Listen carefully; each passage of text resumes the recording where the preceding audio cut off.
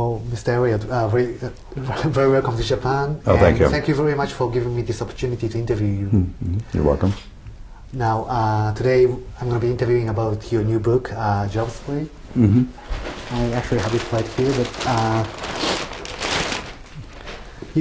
I believe you have written this book because you have known Steve Jobs for a long time and you have worked with him. But I think most of the readers don't know, how you know Steve Jobs. So could you tell us about, how you have been working with Steve Jobs? Yeah, actually, I met Steve in early 1980, and I worked at Apple after that I worked for Apple for about 6 years. So I knew him for about that period of time. And then off and on after Apple, and Next and Pixar, I'd talk to Steve. I left Apple in the year after he did. And so I went off on my own, do my own things, and so I did some contact. I was at one of his couple of keynote speeches in Macworld and talked then, and sort of off and on. But I worked very closely with him for almost 6 years, and it was day to day, 24 hours a day and 7 days a week. So, right. And what were you doing at Apple? I was a senior vice president of operations, so I ran basically the administrative functions of Apple, human resources, operations, facilities and so forth. But I also worked for Steve. At the time, Apple was organized in 4 divisions, and Steve had the Mac division, so I worked for him directly. So I had really 2 jobs. He was chairman of the board, I worked for him there, then I also worked for him as him being president of the Mac division. So I had 2 jobs. Now, for the last 15 years, I believe Steve Jobs has done a great achievement, coming back after coming back to Apple. Right. And how do you compare Steve Jobs, the recent Steve Jobs and the young Steve Jobs?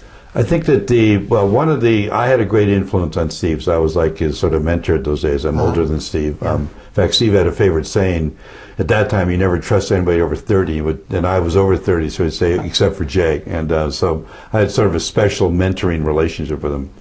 In those days, Apple was a difficult situation because Steve came along after the Xerox PARC trip, saw a thing called a mouse and saw the icons on the screen and everything, and really had a vision for what the future was going to be of computers. The problem was Apple was at that time making money off the Apple II, and so it was sort of 2 different philosophies, 2 different technologies, and unfortunately, Apple management, the board of directors, and then bringing in John Sculley, didn't understand that the new vision that Steve had was going to be the long-term vision of the company, and so Apple was not able to organize that. Steve became very impatient with Sculley. Sales of Mac wasn't doing well, and so he got into confrontation, and I think he made a big mistake in not really confronting him. I tried to make that happen. I got them together, but it didn't work out. So I think what he learned after he left Apple, he learned a couple lessons. One, he learned that he had to be much more confident in the direction he was going to take. He also learned he had to be in charge. At Apple, he couldn't work with John Sculley being the CEO and him being and also he learned he had to have a board of directors that really understood what he wanted to do. In fact, the way Mac got started, a guy named Mike Scott had been president of Apple. He screwed up and he got fired. And Steve was given the Mac division, but they really gave it to him to get him out of the way because he was sort of doing things, talking to people. He was so impatient. So he really didn't understand that he really had a vision for the future. And I understood that, but I tried to get the rest of Apple to do that, but they were so differently understanding. He was such a young guy. I mean, a lot of people he was working with, he went to high school with. I mean, so it was a whole different, nobody could see him for who he really was. And that was the problem. That was the problem. But he learned that when he came back to Apple, he came back with his own staff. He came back with his own board of directors, and he came back him in charge. And that's exactly what he needed to do. And he found that out at Pixar. I mean, Pixar was a great opportunity. When Steve took over Pixar, it had done a 2-minute movie, as the longest movie it did, and then they did Toy Story. Next, to me, is also a failure, except for the software, which ultimately became what you're using today. And so he learned that he had to make sure that the whole system that he was dealing with understood his vision and supported what he was doing. That's the big lesson he learned when he came back. So, well, this is maybe it's no use talking about hypothesis, but if if there were no John Scully, coming to Apple, do you think Steve Jobs would have succeeded the way being the way he was? No, I don't think. I think that he had the right vision, and you're right. But unfortunately, the board of directors of Apple at that time and didn't really understand. Remember, they rejected the 1984 ad. I mean, that was a telltale sign that there was something going on that was wrong. And I tried to get Steve to understand. Oh no, they didn't get it. They understand it. That was a very telltale sign that they didn't get it. Here's the greatest ad ever done in the history of advertising, and the board of directors rejected. These were guys who were older mentally. They were, multi-billionaire millionaires. Stock price was important to them, and I don't think that it could have succeeded. I would love to find a way to succeed it. I tried to, in my capacity of trying to be the influencer of the board and Steve and so forth, but it just wasn't in the cards. I don't think it would have happened. Well, living in Japan and looking at the Silicon Valley today, we tend to think, in Silicon Valley, younger generation are doing very good and they are respected.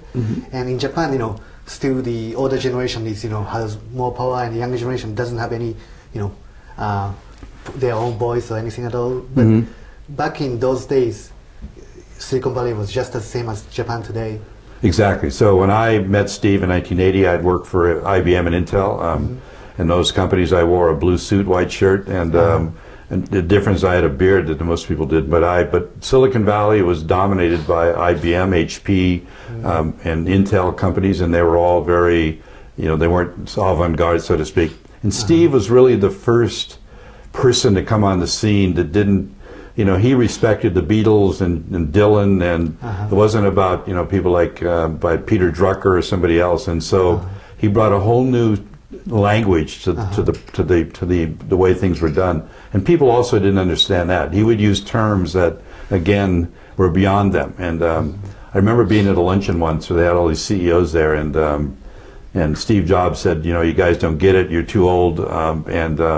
And Andy Grove was there. He got very infuriated with Steve, because what Steve was saying is that you got to open up your brains. You don't get there's a new future coming, and your guys are going to need to do it.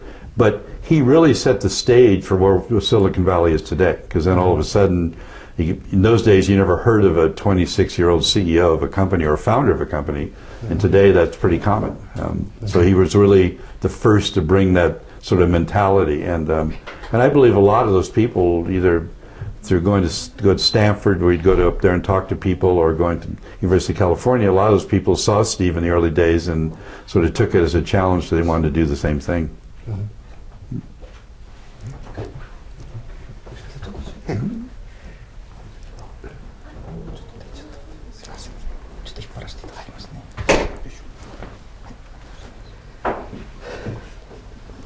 Sorry for the interruption. Oh, no problem. It's called editing.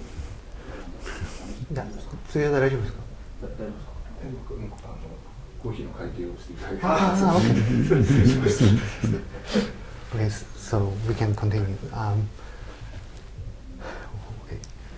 Now, what's the secret of Steve Jobs' success in the last 15 or 10 years? The secret to his success is about being this passion and being fanatic about the product, about the user, about it just really started back with Mac. I mean, Mac, he really saw the mouse, he saw the ability to use and point with your finger and so forth to move in the information. But it was about, the whole thing was about, how do I make a product, how do I take this great technology, but I give it to the user to be able to use it as simplicity as possible. And you think about it, think about Apple products. They're used by people that are 5 years old and 90 years old. There's no barrier. I mean, I'm sure 3-year-olds use it. I mean, there's no barrier to. I remember the first days of the mouse, people were sort of dyslexic. They had a hard time moving the mouse, but kids had no problem at all. They'd grab it and use it, no problem at all. So this whole secret was the whole user interface. The whole secret was, I want to give you technology, but I want to be able to, for you to use it seamlessly. So it's like, we used to go to a lot of car shows. We used to go to car shows, love concept cars. Steve loved the design. Let's look at concept cars.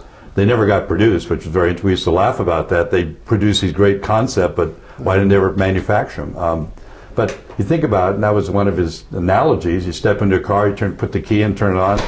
That's all, you don't know what's going on under the hood. You don't care. You just want to drive someplace and get out of the car and go get away. That's really what the whole secret of Apple was just trying to get, his secret is focus on the product. It's about the user on the other side of the product. You got to know who they are, and that's really what it was all about. And that was his passion. That was his. I mean, it started. Think about this. I met him in 1980. It didn't stop until about a month before he died. I mean, he still had the same attitude. I mean, that's why all these new products are coming out, because he was important to get that all out before he knew he was going to. I think he knew he was going to die. He made sure all this stuff got out there before he went, because it's the same stuff. I mean, it's the same direction and passion that he had for these products. Keep it simple. Keep it limited. Don't have 3,000 products. Have 8 products, and that's really his whole secret. Now, I also think, I can't agree more about it, but that seems like very basic, for all the manufacturers. Well, I think most of the manufacturers, when they start out a very small company, they had the same, focus on the product and making it simple. But as they become larger and larger, it becomes, more and more difficult. And what's the secret for Apple, to, maintain those, small startup mentality, while they after becoming so big? I think that if you look at the parts of Apple that would be followed, if you took manufacturing where there's hundreds of people, then those are kind of pieces of Apple. Or if you take even the Apple stores, which is thousands of people, so you have to figure out who's going to be part of getting the product developed or done, who's going to do the innovation. But there's also parts of the company are going to be large, and so they're going to be a little bit more bureaucratic. Got to make sure. So you got 3,000 salespeople. You got to make sure that that's going to be a different kind of management style to move them. But you got to keep the innovation in teams that are going to make products happen. Keep it small. And Steve had very well, I call it, horizontal organizations. He had his hand in everything that had to do with the product from how it got developed to the box was put in. So it's a sort of ecosystem across everything you have to maintain. And actually here in Japan, you have a perfect example. It's Sony. I mean, Morita was really the Steve Jobs of Japan. But look what the Walkman happened. They didn't pay attention to what the users are going to want. They had built great products for you, but they didn't understand that the users were going to change in the future, and they missed the whole market. I mean, the iPod was the Sony.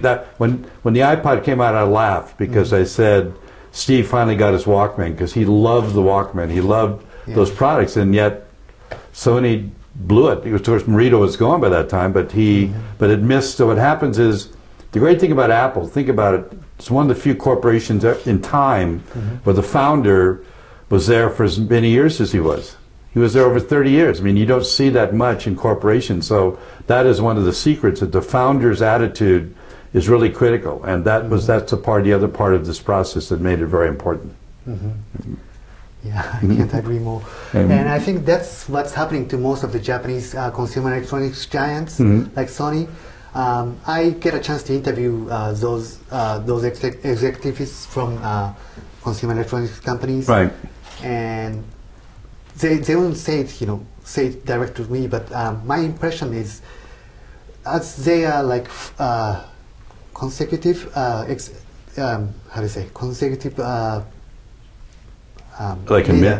administrators, administrator of the company, they don't want to fail while they are administrating the organization, and that's why they tend to take safer way, and they don't take risk, and that's, I think, is what's happening at the Japanese consumer electronics giants, which are failing right now.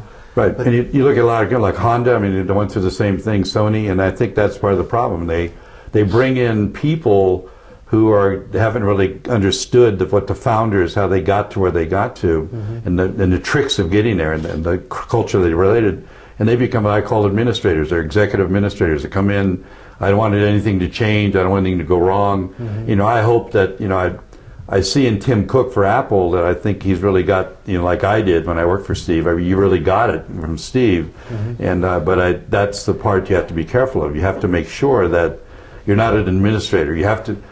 Being a founder of a corporate company is really a critical since I've left Apple, I've founded 5 companies, so that's what I like to do. And I would never work for anybody again in my life. I mean, that's working for somebody is not something I want to do.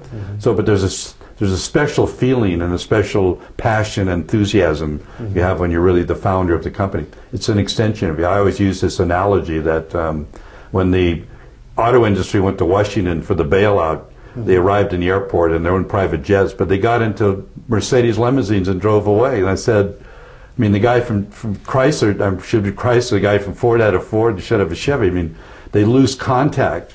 But what they're there for, they're not there just to administrate, they're there to make sure that the product they deliver is the best thing in the world. And that's what happens. And I hope, I look at other companies, you know, I always related Steve to Walt Disney. I felt Disney was a similar kind of guy, Steve Jobs. And I worried about when Disney died and what was going to happen to the Disney legacy. I think they've kept it going very well. They've done a good job, but they also had their bumps in the road. And that's what these corporations have to learn. That's why I wrote the book, is try to get people to have that kind of understanding of that kind of passion and attitude about the product.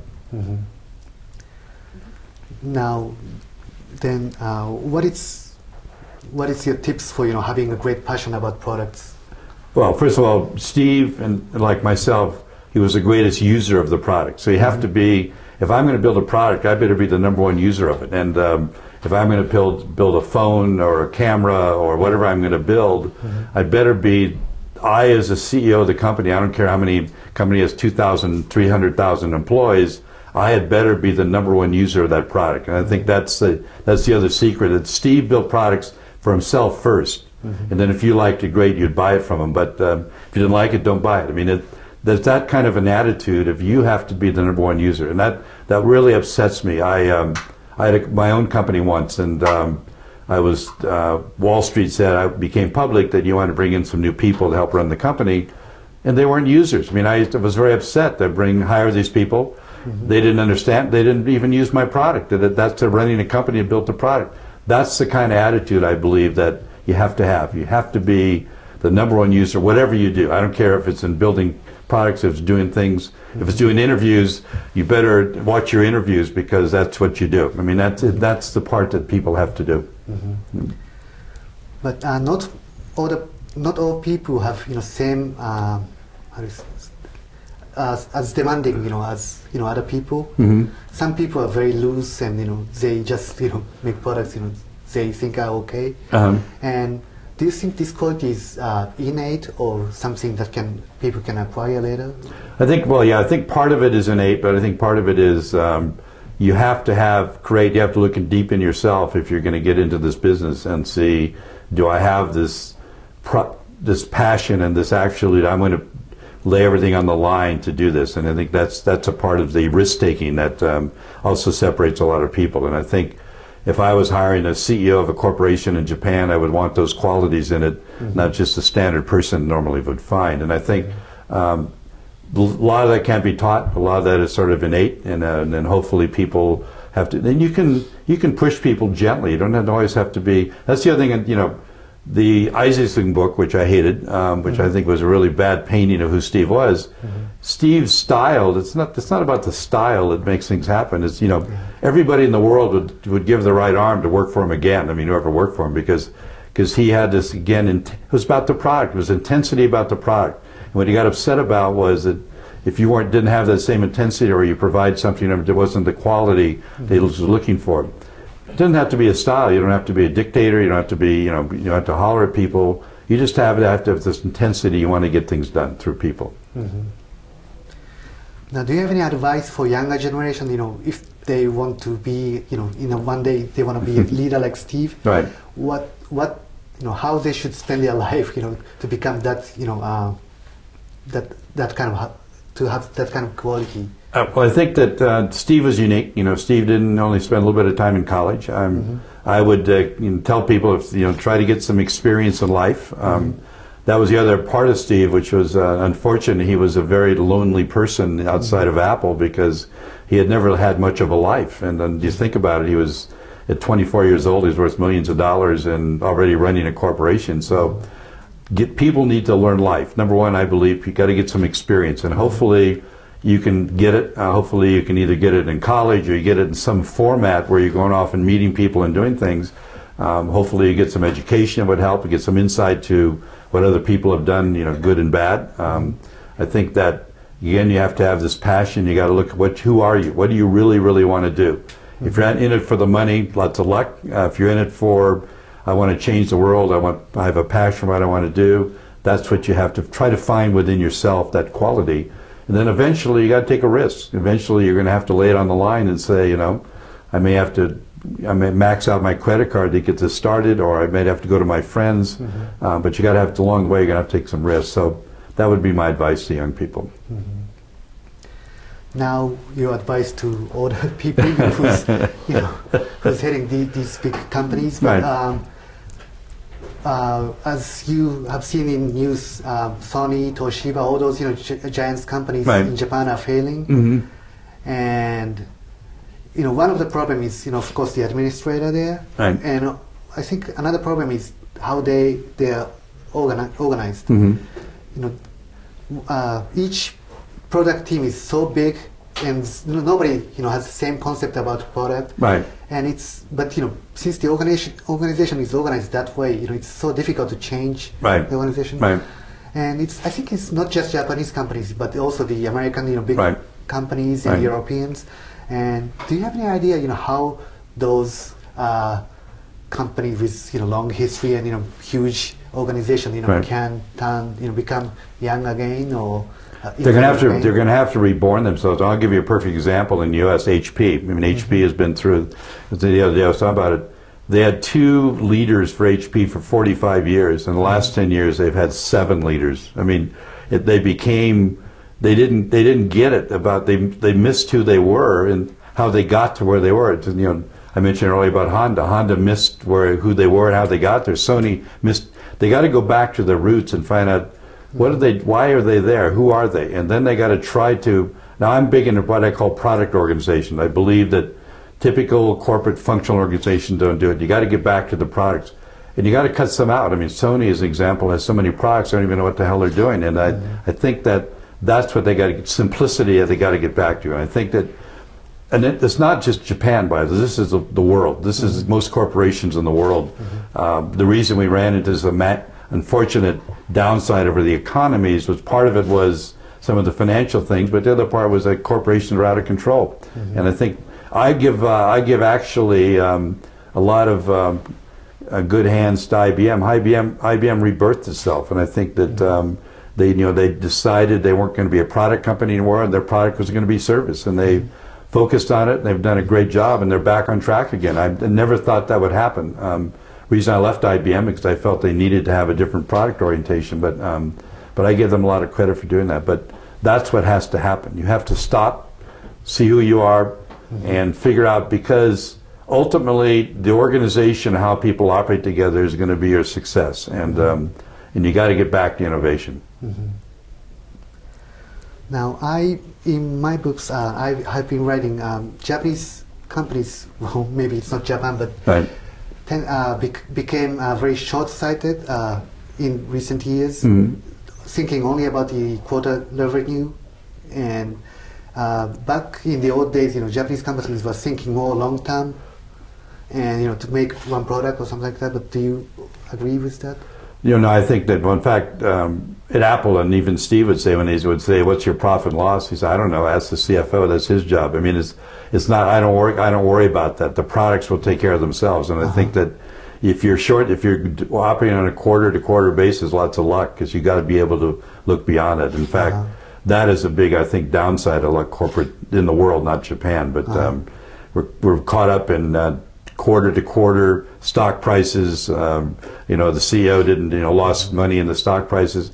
But I think that they have to be smart enough to be able to not surprise Wall Street or whoever their stockholder holds the investors in the company. But they have to have a strategy that's longer term than that. I think that's the other problem. And we've gotten very short term in particularly the last 3 years. I mean, and that's another really downside for what's happening in industry today. What was the typical product, concept to, launch cycle, product life cycle at Apple? we never really talked. We never really had a cycle. It was about, let's get, I remember the original Mac came out. It was supposed to come out in May of 1983, and it didn't come out to 94 because Steve didn't want a fan in it. So it took us 6 months to figure out how to get the heat out of it without a fan. And so there wasn't really a discussion of we got to get it out on this sequence and so forth. Now later, as Apple has now moved into the consumer market, is where they are, that they're much more date sensitive to releases. But the whole idea was don't release a product till it's ready. I mean, now we looked at a 3-year cycle. So we used to operate on was trying to look out 3 years and figure out where are we going to go, where are we going to be, how is this product going to go into the next level or family of products. I think that's what you have to look at. Well, that's 3-year cycle sounds very interesting because I had a theory of my own about Apple has 3-year cycle. Looking back at the last 15 years, iMac was the first product which wowed people after Steve came out. And that was back in '98, and 3 years later, back in 2001, Apple launched the iPod, Apple Store, the Apple Retail Store, and also macOS 10. And 2004, Steve had cancer, so he couldn't launch anything. But back in 2003, they launched iTunes Music Store. And then in 2007, it was the iPhone, and in 2010 it was iPad. So every major announcement from Apple is happening in 3 years. And so maybe I was right. You're right. So it's still, That was maybe that's the rhythm of the industry or something. It's a rhythm. I think it was a rhythm of Steve, and I think actually he sort of violated 3. I think he accelerated because he knew I was sick. I think at the end he was trying to get things out faster, but 3 years was sort of the life cycle of a product, what we thought that would be, and the life cycle of a consumer. Now, the other thing important about that is you don't leave anybody behind. In other words, in this cycle, part of the cycle is I'm going to bring these people with me that when I'm going to change the product, they're coming with me. And I think that's been the huge importance of the Apple strategy, that nobody gets left behind. And it's interesting. This was a debate. I always thought it should be 2 years because I thought that I can only tolerate a product for 2 years, but the 3-year thing seems to be working fine. So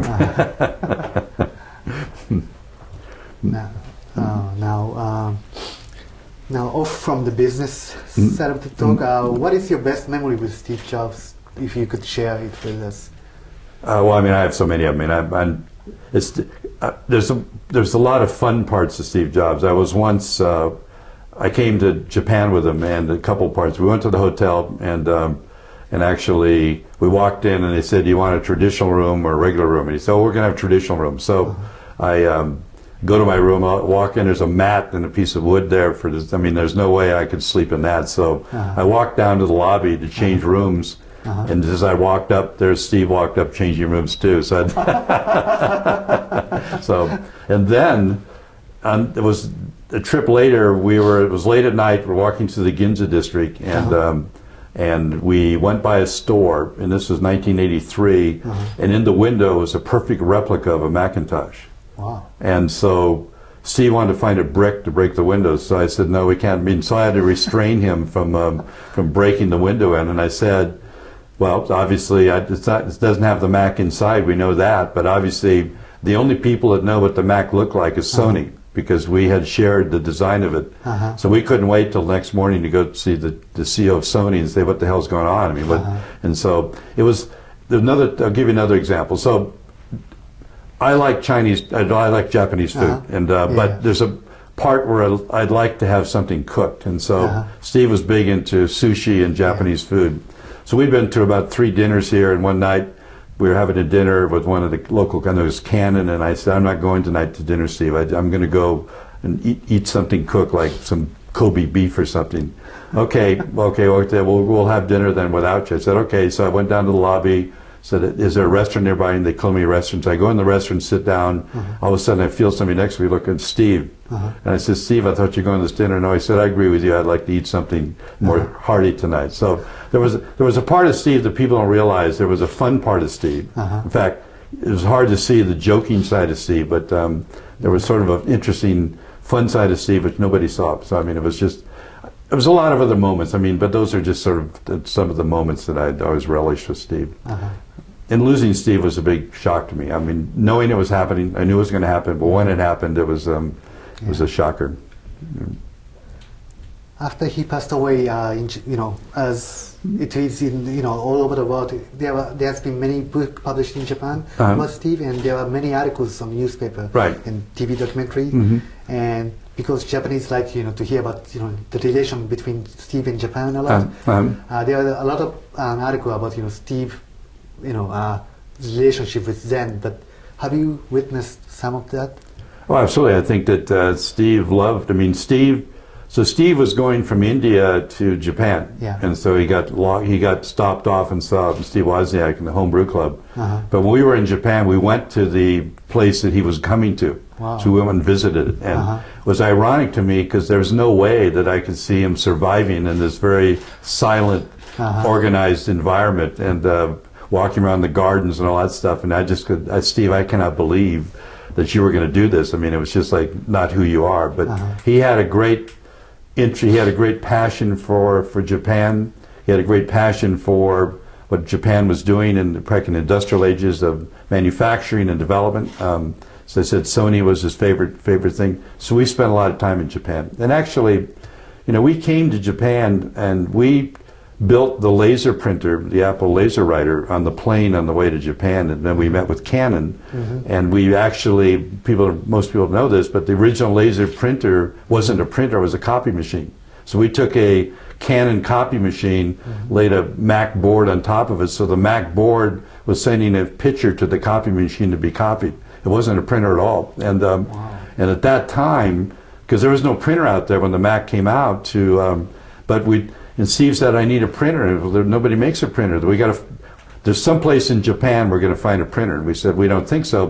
So we went to Canon and came up with this idea of a laser copy machine that would do the same thing. So when you press the button, you're printing, you're basically copying. So a lot of Steve wanted to build everything in the computer. He wanted everything to be built by Apple. And yet we finally convinced him he can't build disk drives. Disk drives are too hard to build. They tried it. That's why Lisa failed, by the way, because it was a bad disk drive made by Apple. And so we finally got him over here to finally find. So there was a huge relationship between Steve and Japan, which is very important. Now, how do you think Steve would draw a line between what he does inside Apple and what he outsources? Apple still tends to do a lot of things internal, like iPad has Apple designed CPUs, etc. The early days of Apple, Steve wanted everything to be built in Apple, and then he learned that, as I said about the disk drive example, the disk drive, that Apple could not build everything, but it had to control it. He had to make sure that we got a vendor. It was like hiring somebody. It was they were part of us. So when we dealt with Sony or we dealt with Canon or all these other companies in Japan, they really were part of Apple. They really understood the Apple culture. We really communicate with them like they were us, and that's really was the secret to So that's been the secret to Apple's success. And I know that there's a lot of criticism today about workforces in other countries, but the secret Apple had is I'm not just contracting somebody to do something. They really are part of what I'm doing, and I really will bring them in, show them what I'm doing, and they understand they're part of making this whole product a success. And I think that's the big. Even when Apple acquires something, they don't acquire a company. So if you look at, they bring in other people into the company, they acquire a technology and the people with it, and they become part of Apple. It's not like they're just bought some company and they become another company. It all gets acquired, put into the company, which I think is really critical. I think that's a very important factor. Recently or a while ago, Google announced acquiring Motorola Mobile. And I said, are you kidding me? I mean, there's such a difference in those companies. And all of a sudden, I just read the other day that now they want to sell it. I mean, what is that all about? I mean, but that's the kind of different mentality. You got to have this. Steve's mentality was, if we're going to have to outsource, I don't want to outsource. I want it to be part of the in-source, and that was his whole strategy.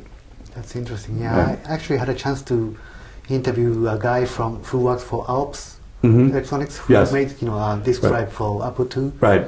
And he said how often he visited Apple's office, and he also asked Steve to lecture Apple's employees.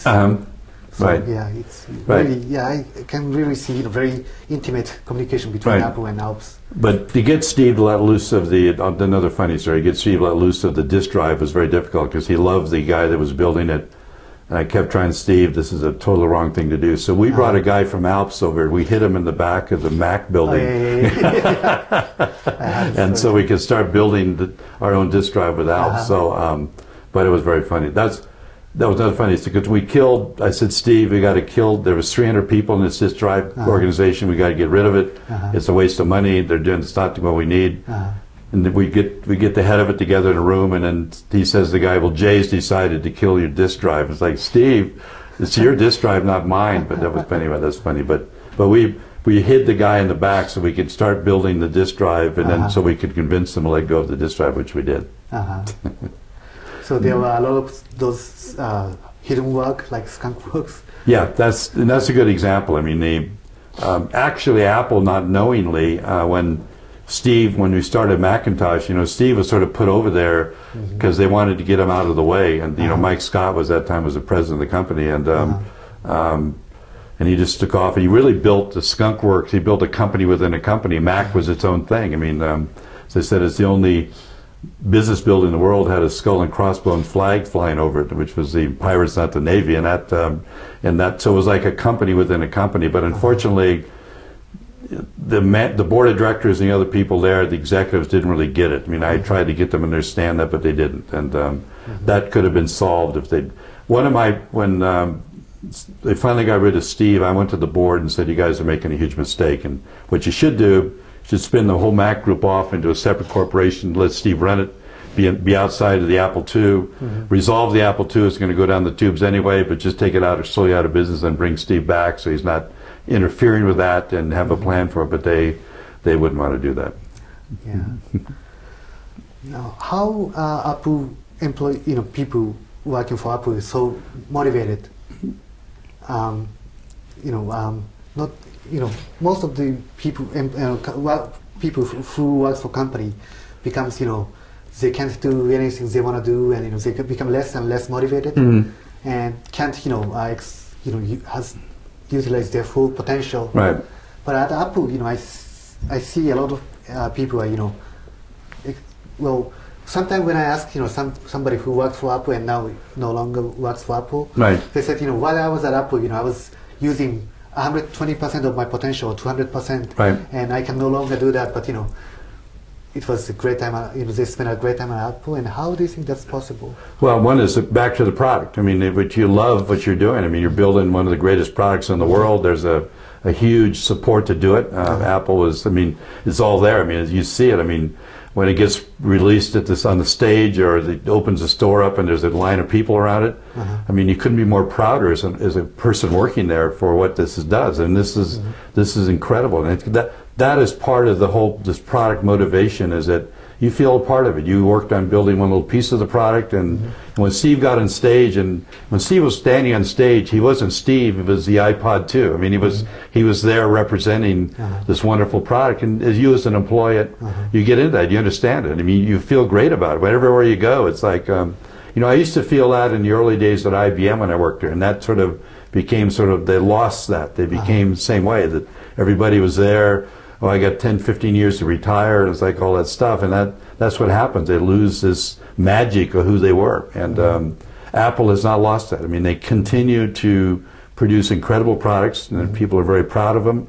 Even schools. I mean, all our children are basically schooled on Apples, and one of the criticisms of Steve was they never had a foundation. Steve didn't give any money, but Steve was so excited about a 5th grade teacher he had, that the education program at Apple got started for that reason. He wanted to make sure that education had the benefit of his great products. And one of the reason I got eventually fired from Apple is because I went to Scully and said, we should replace all the Apple IIs with Macs just for free. We should go out to all the schools in the world, say, here's your new Mac, give us the Apple II back.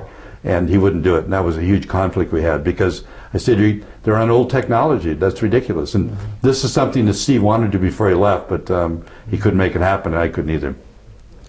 Wow. If that happened, maybe the share of Mac and Windows would have reversed to something. Exactly, right. Wow. Now, how much more time? Yeah, どれ大丈夫なんですか? Well, can I have a drink? Yeah. Yeah. 10分ぐらい OK 会議室ここはまあ延長大丈夫だと思うので So 10 minutes so maybe two questions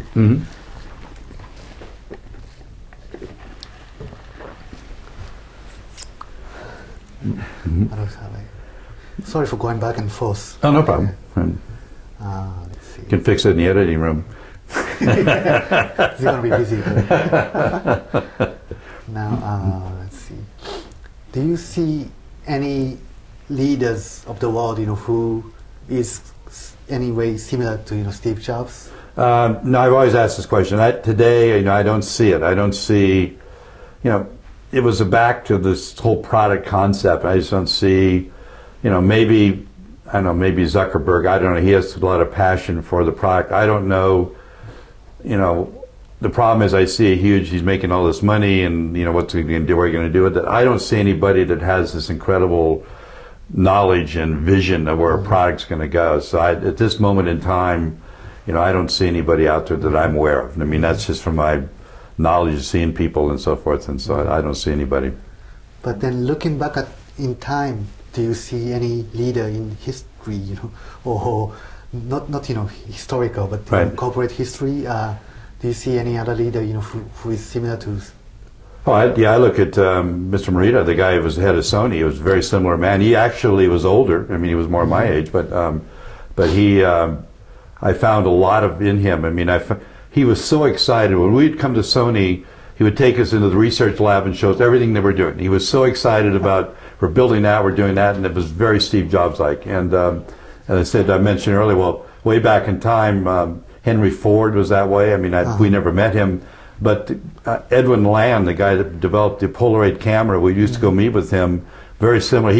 Problem with him is he didn't understand how to get it to the consumer. But think about what he produced. I mean, he produced this camera that way back when could have changed the world. Another example, by the way, that Kodak recently announced being bankrupt. They patented the digital camera. The guy at Kodak got the patent for the digital camera, and they didn't do anything with it. I mean, it's just it's a tragedy of what happens in these corporations.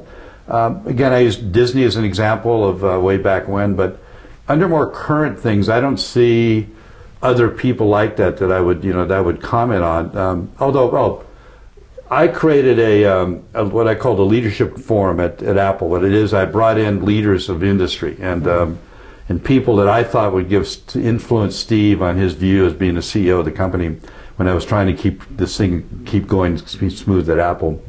So I brought in people like Fred Smith. So Fred Smith is the kind of guy, by the way. Fred Smith is an example. Now Fred Smith this is 1984.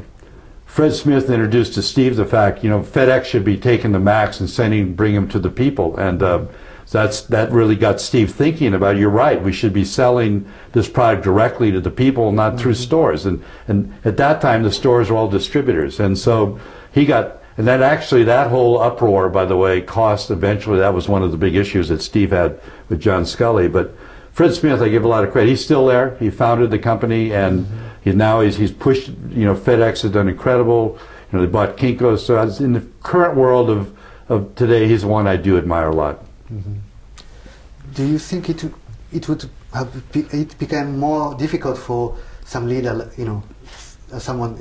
leader like Steve Jobs to come out, or there's like time factor of the industry? I'm not quite understanding. Do you think the atmosphere or the environment of the industry made it difficult for someone like Steve Jobs to come out?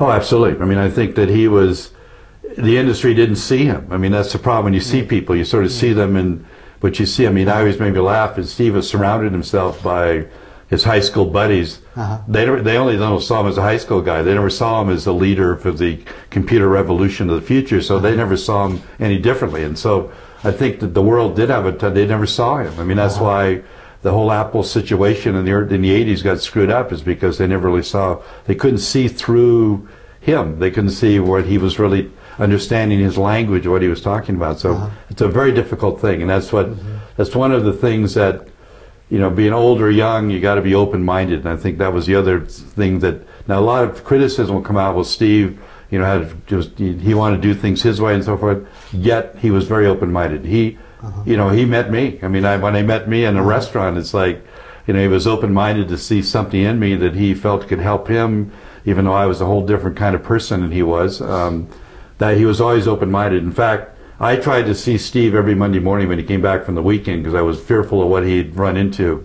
You know, all of a sudden he wasn't going to change the whole direction of the company because he ran into something over the weekend. So open-mindedness, I think, is really part of being... So Steve in his heart was a child. I mean, that's the other part of it, that if you can tap into this childlike simplicity and open-mindedness, I mean, that's really what it's all about. But leaders of today have a hard time seeing that. And that's really a real challenge. Could you elaborate a little bit about, you know, your first meeting with Steve? I live in a place called Los Gatos, California, and that Steve lived there at the time also. And there's a restaurant there that it's a Mexican restaurant. I was in there. I was actually waiting for my wife. So there's a lounge area, and I was sitting there waiting for her, and I was she was a little bit late getting there, and I was a little bit depressed because I had left IBM. Went to work for Intel. I didn't like Andy Grove. I didn't like Intel. I wasn't really, the semiconductor business is not who I was. I started as a programmer at IBM, so I was more into software. And but I needed to get out of IBM, and Intel seemed to be, I thought it was a small company, but it really wasn't. And there was a company called Eagle Computer. I don't know if you've ever heard of them or not, but it's a company where the founder, the company went public. On the day it went public, the founder went off with his buddies. He went and test drove a Ferrari, missed a corner, flipped over and killed himself, and killed the salesman with him. The company was delisted the next day. I had been offered to go to work for him, and I loved. He was a really good guy, and I knew him from IBM, and so that had happened. So now I'm still at Intel, a little bit depressed, sitting in this area.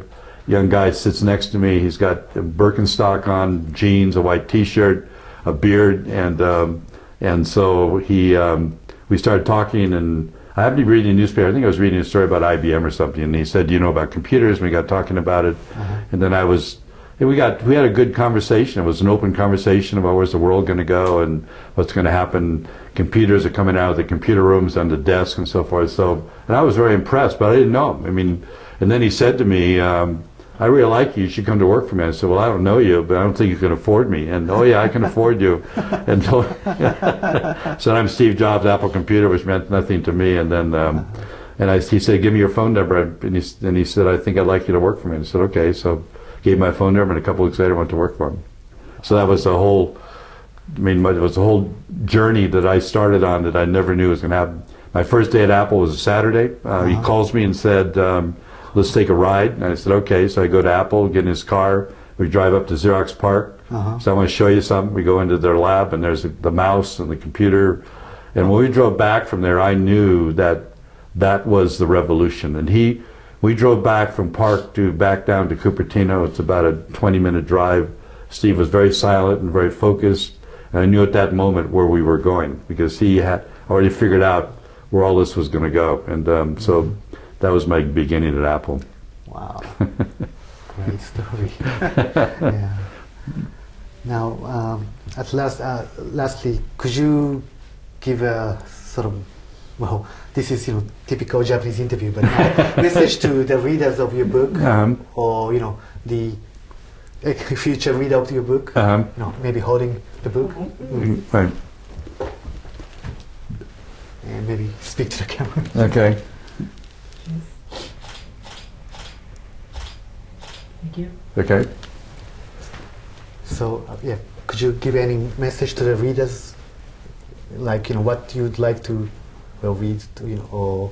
Okay. What I would hope, I wrote the book. I wrote it out of my insight to what I think is leadership to change the world. I would hope that people read it, they get out of it some of my anecdotes, and And when you read the book, it's like talking to me. I wrote the book in a way that it's just like me talking to you. It's not written in a typical book, the way books are written. It's written so the reader hopefully can pull some jewels out of it that they can look at their life and figure out what they want to do, and maybe within them, maybe there's a Steve Jobs within them. We don't know, but they got to sort of examine where they're going to go and how they're going to get there. And I think there's some good tips. And the other thing I did with the book, which is unusual, at the end of the book, I wrote a letter to Steve Jobs, and that letter was designed to. Most publishers want you to summarize the book at the end. I said no. I want to write a letter to Steve, tell him what I think and what I think he needs to look at in the future. And they should think the same way. They should look at this book as a way that hopefully to be their step to the future. Okay. Thank you very much. Oh, and thank you. Thank you. You're welcome. Hope you enjoyed it. Yeah.